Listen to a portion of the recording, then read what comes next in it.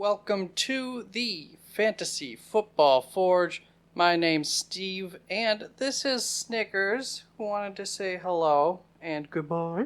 In today's video, we will finish up looking at all of the analysis and some of the conclusions that we can draw from it when comparing all of the positions together. I have a bunch of stuff here, and a lot of it can say a lot of different things depending on how you want to look at it. So, strategy, Shmadegy. This is a lot of the information from like what I ended up putting in the draft day quick files.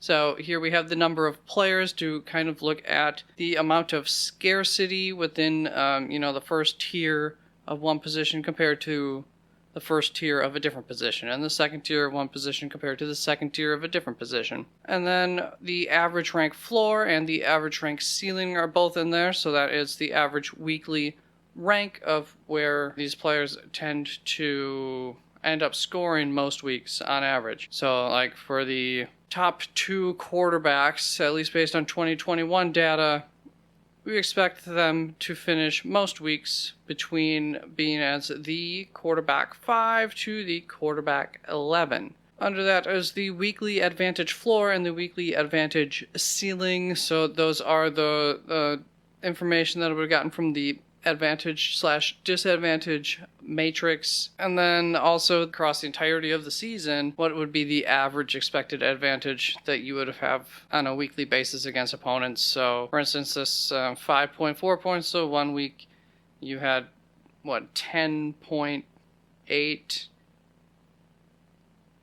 You beat your opponent by like 10.8 points, and then the next week you tied your opponent. That would be an average expectation of 5.4 points that you would win your games by. Right off the bat, the tight end and the wide receiver tiers show a little bit more scarcity compared to like the quarterback. All the scarcity just gets zapped from the quarterback position immediately. I think that's a pretty widely known something about the position already. For two quarterback leagues, then there does end up being some scarcity with the back end starting quarterbacks. The other things to note with scarcity, of course, the DSTs, because I did have such a huge tier, we can almost kind of just ignore this for this chart. Regardless, especially if once I add in the 2022 data, I still have a huge tier, there's just not much that you can expect. Let me pull up. When looking at the DST position, I mean, there is a reason that there was such a big tier. Went over that in the video. If you just look through the scoring, there's not a whole heck of a lot of high enough percentages up here that you can just bank on having the better DST in any given week. And there's quite a bit of variety even for the best DSTs compared to the rest of the field, and especially after them. And that's why there is some value into getting those best DSTs if you can. I thought there'd be about 3 of them. Looking at the kicker position, right down here, I just wrote down the colors because I wanted to take it out, and I think I will take out the coloring from some of these other later tight end positions, so that way we can just compare the running backs and the wide receivers down here against one another, although they're very similar. Anyways, looking at the kicker, the only real interesting thing would just be that for these second tier kickers, for the majority of kickers, the weekly potential disadvantage is very low. So that's a good thing. If you don't happen to get a top end kicker, at least you're not losing a lot of points either, on average most weeks. Moving on to the important positions, if we look just for coloring, the wide receiver seems to stand out as getting the most kind of, we'll call them points, whatever, getting the most dark green thumbs ups for itself here at tier 1. It has the highest potential ceiling that you could expect. It has the highest floor compared to the others. Now, of course, there are 3 running backs compared to 1 wide receiver. You probably shouldn't ignore that, but there was a reason for how many players got into certain tiers. And then just looking at the season-long expectation, and that's a pretty big difference here for the wide receiver 1. And once again, if we go to this picture, I mean, you just look at the wide receiver 1 and how no terrible game, not even like mediocre games, hardly. It's clearly Cooper Kupp was freaking awesome last year. Oh, shoot. I'm not filming me on top. One moment. Fixed it. Don't know how long that was like that. So, back to here. So, there's a lot of great marks for the wide receiver. Tight end number 1. I think the biggest thing kind of seems to come in second place, I would say here. A little bit of a lower ceiling and the season-long expectations, but also you're expected to be winning against more of your opponents with that average ranking between the 7th to the 9th and owning the tight end 1. And you will see that is another thing here for the Tier 2 tight end, averages between the 10th and 13th best tight end across the season or most weeks. Once again, however you want to look at it. Oh, my hair.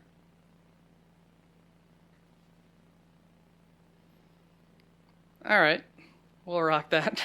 Quarterback does have the better ceiling. The quarterback is kind of mediocre with having just 2 players there, scarcity-wise.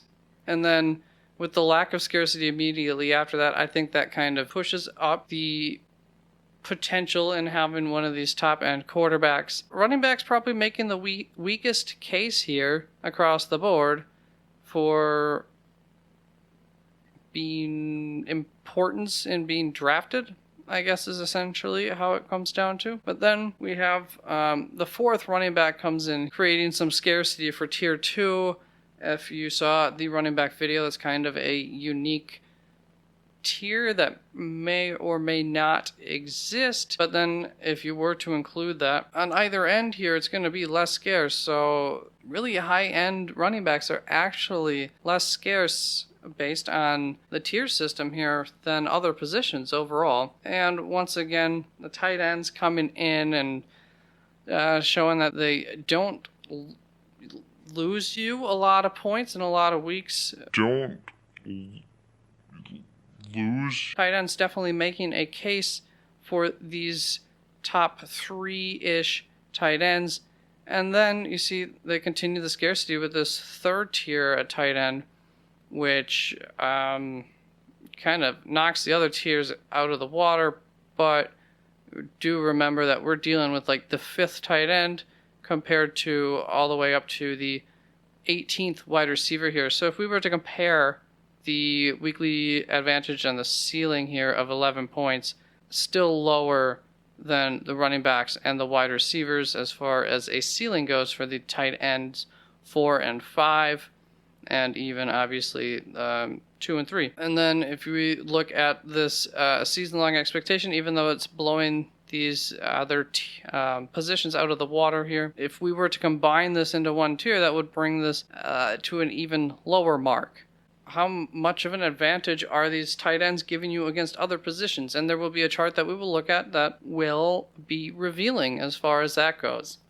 And then looking at all the back-end tight ends, now this is where they kind of pull ahead, and there's obviously some decent value compared to the back end, I guess, starting running backs and wide receivers, with even the late round tight ends, starting tight ends, those, what is this, all the way up to like the 18th tight end off of the board. That's why going late round tight end is not necessarily a bad idea, even though there is some interpositional value with the tight ends right at the top here. Like this is, a nice little ceiling for advantage that's up there with having the number 1 tight end.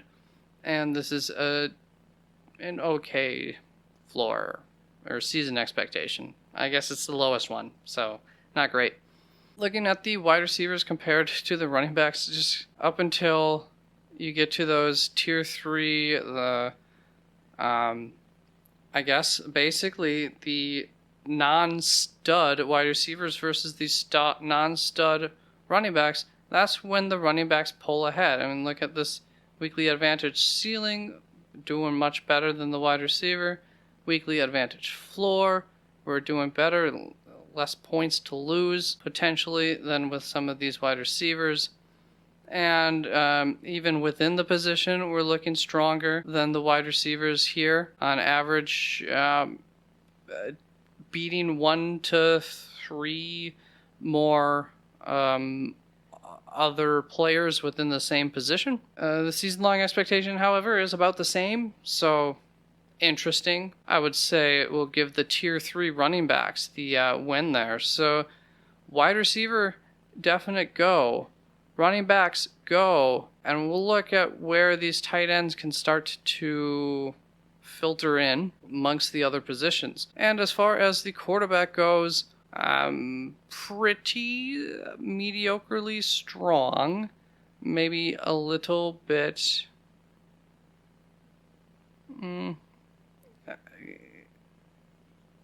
I have a hard time giving them the edge over the running back there. A lot of them will fit somewhere right behind the top 4 running backs and the top 3 wide receivers as far as a season-long advantage. 8 points. So the ceiling's not that great, but the floor, once again, is actually quite nice compared to the bulk of the other positions, even across the top 13, I guess, quarterbacks. Okay, so when we compare just the wide receiver, running back 2's, wide receiver, running back 3 kind of area of the positions against each other, I'm seeing a lot of advantages going for the running backs here, really. The scarcity is important to a point, especially when you consider right here how many wide receivers are all of a sudden the same after the 5th tier of wide receivers, and they do have a lower floor compared to its own position. They have the same ceiling just as far as advantages go, and the amount of points you're losing to the position, though, which are obviously some big factors, that goes to the running back there. So, and these are versus the field. This one is versus the field, actually, whereas this wide receiver is facing just the better wide receivers. So that is actually something that it should be important to think about. So when we look at the wide receivers versus the field, actually losing less points there. The ceiling is lower, however, but look how many wide receivers deep we are, which is something to remember. Not so scarce here. So yeah, take what you want from this information. This is probably the weakest and hardest to get any kind of conclusions from out of the stuff that we're going to go over here. All in all, when you look at it all together, well, we'll get to my conclusion at the end.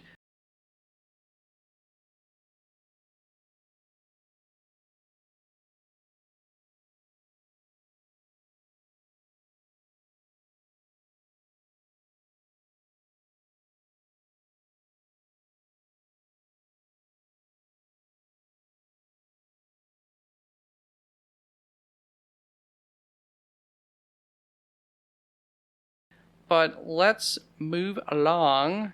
And what I was just going to say is if you want this, let me know in the comments. And that goes for any of these. I don't think I'm going to put them up on the website unless requested. So you could ask me to just put up everything, or specify with a timeline or something, specify which chart. Okay, I'll probably chop this down so you can't see me while looking at this, so we can look at these long tails. So here is a chart showing, it is mislabeled up there at the top.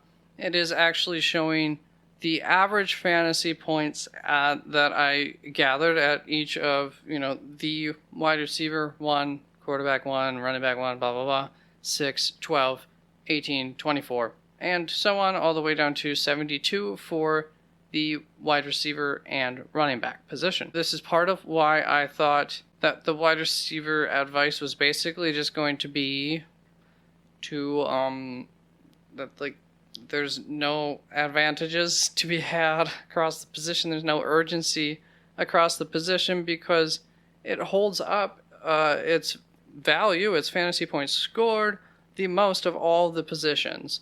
Even more than the running backs, where a lot of the advice for the running back was basically that you can kind of hold off to some extent. But 'twas not the advice. Now, if we look here at the start, we have the wide receiver actually starts a little bit lower than the running back, right at the wide receiver running back 1. We kind of know that from some of the other information. They're kind of just neck and neck until things start to diverge around the running back wide receiver 12 of each week, at which point the wide receiver tends to hold more value as far as fantasy points scored. And I would say you see maybe an increase in the distance between the two right around here. And through somewhere around in between the 12th and 24th running backs seems to be where a lot of that divergence in the values tends to diverge, with the running backs all of a sudden falling off as far as the amount of points scored.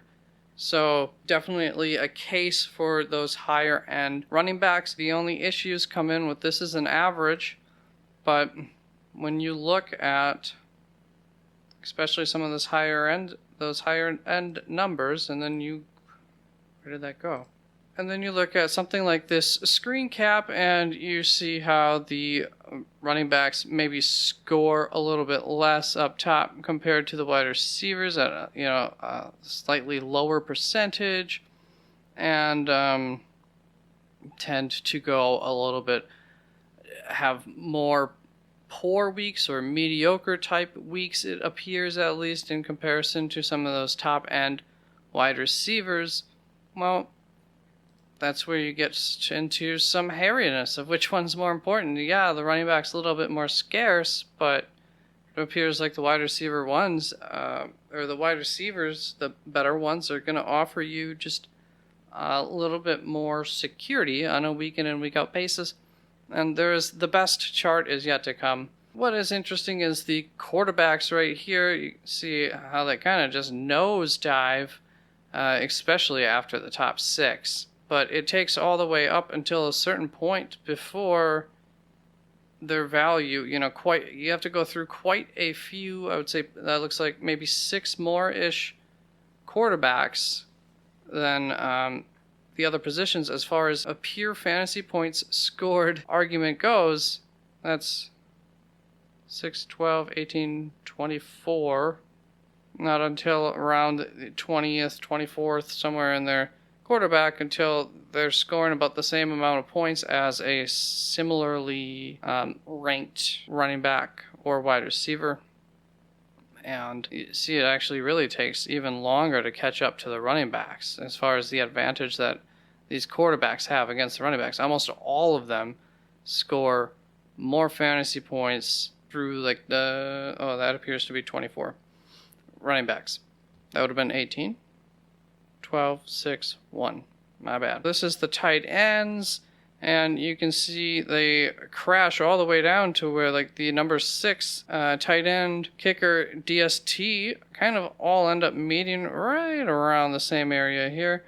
But the tight end's value does end up kind of holding off towards the back end of it compared to the back end of the kicker here, which has the most similar value, the least amount of change, I guess you could say, from the top to the end of these 3. Starts off way down here with a lot fewer fantasy points, and then finishes off actually higher than the bad DSTs. Bad DST weeks kill you. Once again, where you can go back and look at these charts, and it's like, how often does a DST have a bad week?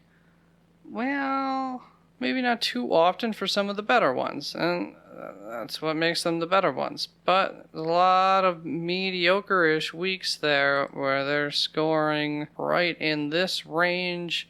They're not getting you a whole lot of value compared to a There's similar value, at least, compared to a top 12 DST. Sorry, I'm looking at the wrong line there, the green one. And you can see even by the 12th tight end, they're getting you fewer fantasy points than like a top 12 kicker or tight end. No. DST. No. Good God. So you can look at these charts, this chart again, or request it, pause the screen, whatever you want. So what I did is, I would have showed this on here, except as you can see, once I put it online, my lines disappeared. Here is where those lines tend to meet along certain points. So right here we can see that the quarterback 1, wide receiver 1, running back 1, kind of goes like that. The wide receiver 2 doesn't even score more points than like the quarterback 2 if we were to look at that chart. Somewhere in there, roughly equal probably. Quarterback 1, wide receiver 1, running back 1. And then we go to the quarterback 6 is actually going to be giving you the fantasy points of a RB4 or a wide receiver 4 or a tight end 1. All of those are roughly right in the same range of fantasy point output. So there's 4 wide receivers that are doing better than the tight end number 1 on average throughout the season. Yeah. Same with the running backs, and obviously the least amount of scarcity here with the quarterbacks. So that's right there an argument for quarterbacks to take the late round quarterbacks, because look at that value you're getting compared to other positions.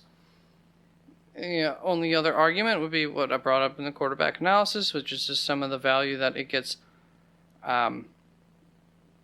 within the position against itself. But then we go back and look at this, we can see that, well, that's great, but it's still less than some of these other positions. Continue on down, it takes up until the QB9 or the running back 6 and wide receiver 6 for the DST1 to kick in on a weekly basis. So almost all quarterbacks are going to be scoring better than the DST1 most weeks, and 6 wide receivers and running backs should be doing better than the number 1 DST most weeks. So that's an argument for,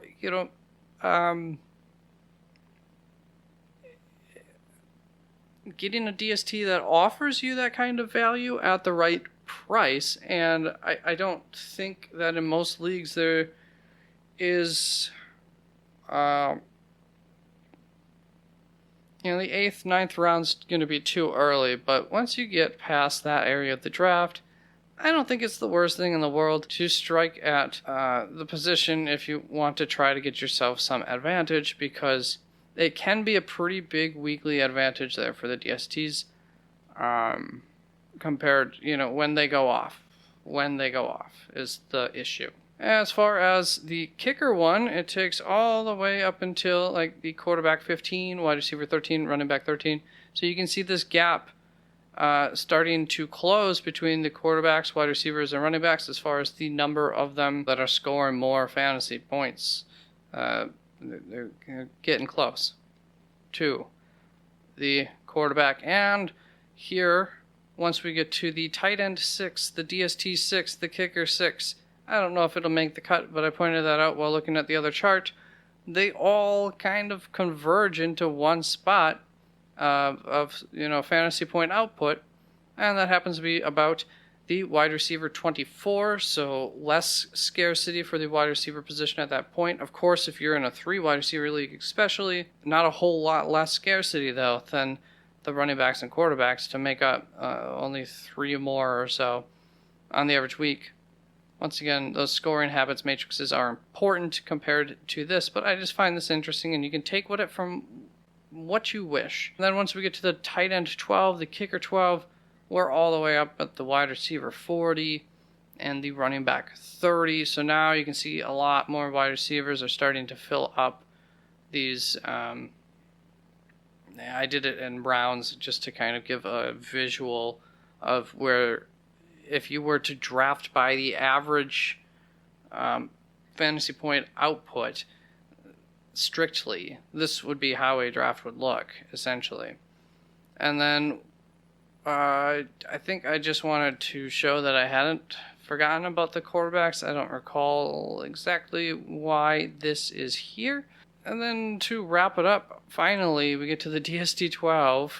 So that's where those bad DSTs, or even mediocre ones really, are not doing great for you a lot of weeks when comparing them to the other positions.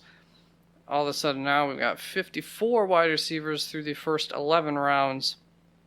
12 rounds we'll say. And 37 running backs as far as the fantasy point output, going through the top 12 of all positions. Essentially how that works. Which leaves, in a lot of drafts, another 1, 2, 3, 4 rounds of whatever you want to do. So if that helps, maybe that makes sense. You should have a DST before, I guess, really, once you get into that 12th, 13th round. It makes sense to take a stab at one, at least, compared to waiting till the end of the draft. Because, just look at those numbers. But, sometimes there are guys that you like back there. So, also, taking a stab at other positions, can't argue against that. And that's going to be the theme of this video. Strategy, Shmadegy. Okay, here's the cool one. The coup d'etat. No. These are the expected ranges, the better than a coin flip odds at each position. I think this chart's pretty handy. I wish it was a little smaller, but I want to be able to read the fantasy point totals up here. So, I may zoom in. Here's what I take from this. The running backs have the highest ceiling as far as expected fantasy points go. How often they hit that is always another question, but they do have the highest ceiling. However, they also have the lowest floor drawback. Wide receiver has a slightly higher floor, but not as quite of a nice expected ceiling. However, their true ceilings are very close to each other. But, once again, the expected ranges, running backs beat them out a little bit. Now, look how nice and safe this floor is at the QB1. The number one QB has a really sweet floor. And the ceiling's not too far off from a wide receiver one. To be perfectly honest, it's closer than the wide receiver one is to the running back one. So, I mean, which one's the best to have on your team? I don't know. I mean, this floor is... I don't think you can mock someone for taking a quarterback mid to late first round if that's what they do. You know, as long as they're right, just like as long as you're right when you take the number one running back off the board or something, or as long as no injuries happen, you can still make a fine team afterwards. And once again, that floor is pretty nice. And look at this. And this is kind of the counter argument to that, however, for the position is look at this really high floor for the number 6 quarterback. Way higher than already at the number 6 running back and the number 6 wide receiver most weeks. The floor is basically at the ceiling for the RB6. So that makes an argument for wanting this running back over a quarterback, and I'm not telling you to draft a quarterback first in the draft. I still think that it is worth going for a running back probably with your first pick if you have the first pick. The biggest drawback, though, is that running backs do get injured at a very high rate, so you are adding more risk to your team by drafting a running back than at any other position. And I don't know for sure if these... there's a lot of benefits to having that running back, but I don't know for sure that it is necessarily, I guess, worth it to the extent that we've taken it as an industry as drafters. It seems like a bygone thing that the first 3 picks are going to be running backs off the board, and maybe that should be rethought. Just taking in kind of those risk factor things and and taking in some of these floor issues that the running back position has compared to other positions. But now let's look at this poor tight end here, who can barely reach the expected floors of the wide receiver. Running back doesn't even get close to the quarterback's floor, and has a really, really wide range of expectations, probably similar at least to this one. But it looks most similar to like the running backs there. Pretty wide range. And that actually, the wide receiver 1 in some weeks is expected to get you the same amount of fantasy points as a QB 12 some weeks. So once again, great argument for taking a late round quarterback right there. Great argument for not taking a tight end too high. I think tight ends were the, of the wide receiver, running back, tight end, definitely tight ends were the second least healthy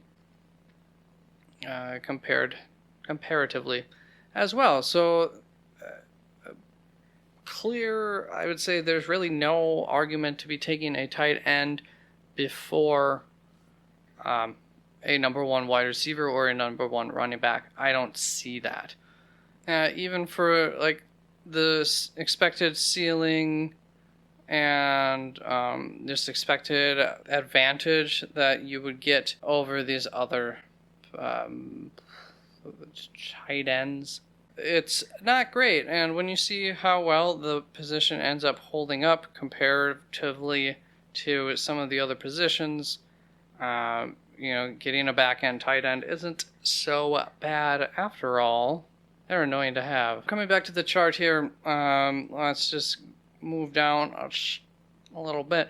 Look here, so the DST, that's the exciting part about having a DST. They do have, for how bad the position is, they just have this potential ceiling that's really, really high comparatively to the rest of the position. And so you can see that's all the way up here as far as, there are weeks that it's going to be more points than that, but that's the expected range. When you get those weeks from a DST, that can be absolutely week changing for your team. I think we all know that. It sucks to go up against someone who gets 20 plus fantasy points from their DST, and it's awesome to have that DST when they go off. Otherwise, the quarterbacks hold up their floor, and then the kickers are all the way down here. We kind of saw that from the other chart, just as far as when the number 1 kicker's value even kicks in, but you just can't really expect those good weeks from any single kicker, which is pretty sad. As far as 2 quarterback leagues, here's kind of your jump off points of output. If you wanted to compare those to some of these scoring matrices from within the analysis, that would be something to do.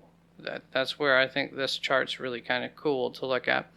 And then here's where the parity just starts to kind of kick in for those darn wide receivers. I think we figure there's about 30-ish wide receivers that keep you out of a lot of this parity, or in like the front end of this parity at least.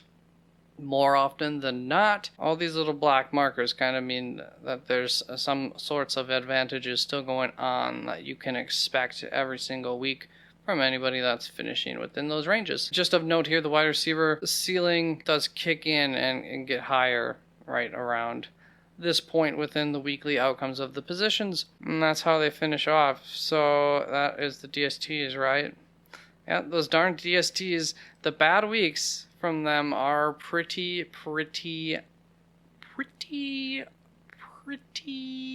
bad. Let's just take a quick peek at this. The quarterbacks actually have the highest single percentage of scoring up in this area. Why don't I do this? I've brought this up several times. You can look at it on your own, but this is a nice little comparison from the positions. Here's the running backs, definitely some superiority up with the amount of scoring within those first few cloisters, but the fantasy points scored do drop off at the position hard. As far as the wide receivers go, just overall a little higher midsection to the position, with an also higher up end. In some regards, as we've looked at, there's a lot of different ways to look at things. And as far as the tight ends, not as bad as my memory wants to say. Sometimes pretty much like a running back junior in a lot of ways. They are the second biggest injury risk. They score up here at the second lowest rate. However, some of the better top 5 tight ends at the position tend to score at a high enough percentage in those upper cloisters there. But here's where the tight ends suck. They do have all of them, to some extent have some fairly yucky weeks, whereas you just don't get that with these wide receivers all the way through. Even these third wide receivers are that's like the top 17-ish wide receivers still have a really pretty darn nice floor, and it doesn't take long for that floor to kick in for the running backs.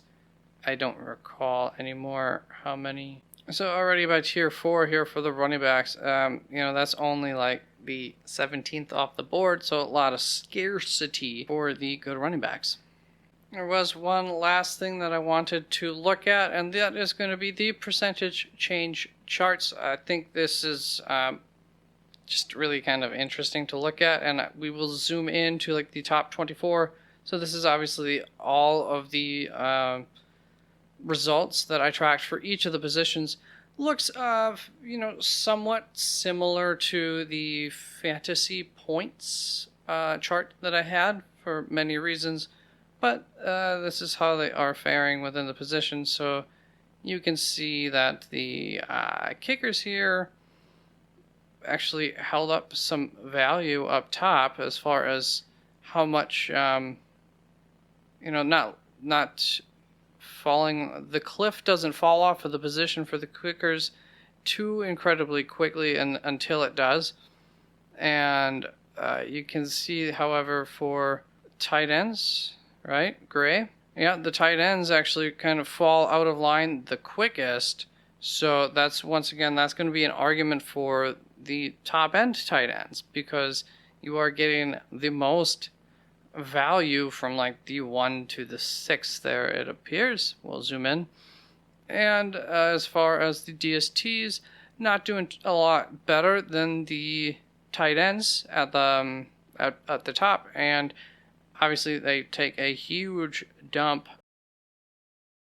and just kind of suck by the time you get to the 18th DST down. It's a bad trip. Tight end kind of holds off some of its value compared to the kickers, which end up taking a nosedive. I think I went over that one.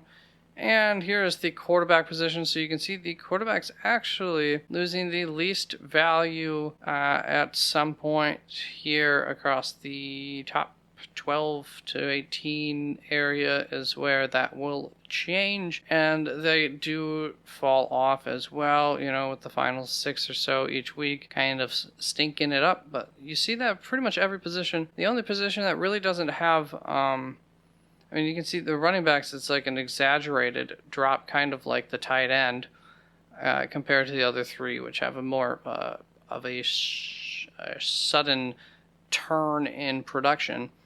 And you can see that there's more than 72 wide receivers, really. Like the position hasn't fallen off of a cliff yet by the wide receiver number 72 every single week. So, like I said, we're going to zoom in here. So here is going to be the top 24, looking at roughly the same information. This chart was a small picture that I took of it. This is pretty blown up. So here we can see that, that quarterback value is pretty much right from the get-go losing the least value from one quarterback to another up until around quarterback 14 or so, where it starts to collide with the wide receiver and then the running back position, with the kickers quickly dropping out of any kind of holding it up kind of value there already. Not that we care about any kicker pass. That's kind of interesting. It looks like the kicker value starts to really take a downturn right around the 10th, 11th kicker. So I don't know if that might mean something. And here we can see just a little bit closer how that tight end just loses value through those first 6 tight ends, and then it recovers a little bit through the 12th and on down. DSTs, once again, here's the case for wanting to get one of those better DSTs. The more weeks that you can have a top 6, top 8, 9, 10 week, the better, because it's really gonna not only help you against your opponent's DSTs that aren't having those weeks quite a bit, especially when they have a bad week, but it's gonna really help your team as a whole as well, obviously. And we zoom in just a little bit closer here. I don't know that there's much to see in the top 12 that we haven't noticed at the other positions. Oh, look at that. I keep going to the wrong side. Hair's getting all curly. I let some humidity in. That's all I have. Good night. I feel like I've never had long hair. That's all that we got. Look at them pits. Alright, well, we will see if I edit this into anything that is useful. I might have to redo this. I tried pretty late at night. Tired. This plugged in? Okay, I better go because it looks like my computer's dying. Bye.